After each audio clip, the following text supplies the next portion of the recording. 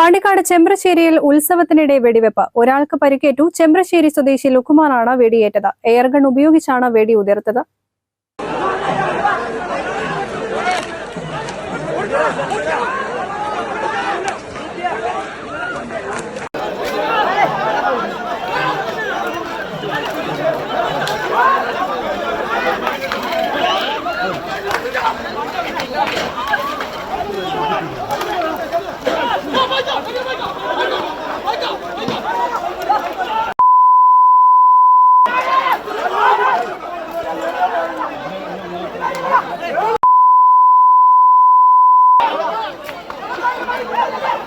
ഉത്സവത്തിനിടെയുണ്ടായ സംഘർഷമാണ് വെടിവെപ്പിൽ കലാശിച്ചത്. ഗുരുതരമായി പരിക്കേറ്റ ലുക്കുമാൻ കോഴിക്കോട് മെഡിക്കൽ കോളേജിൽ ചികിത്സയിൽ കഴിയുകയാണ്. ഒരാഴ്ച മുൻപ് നടന്ന ഉത്സവത്തിലും ചേരിതിരിഞ്ഞ് രണ്ട് വിഭാഗങ്ങൾ തമ്മിൽ സംഘർഷമുണ്ടായിരുന്നു. ഇതിനെ തുടർന്നുണ്ടായ വൈരാഗ്യമാണ് ഇന്നലെ സംഘർഷത്തിനിടയാക്കിയത്. ചെമ്പ്രശ്ശേരി ഈസ്റ്റ്, കൊടശ്ശേരി എന്നിവിടങ്ങളിലെ ആളുകൾ രണ്ട് വിഭാഗങ്ങളായി ചേരിതിരിഞ്ഞ് ചീട്ടുകളി നടന്നിരുന്നു. ഇതിനിടെയാണ് ആദ്യ സംഘർഷം നടന്നത്.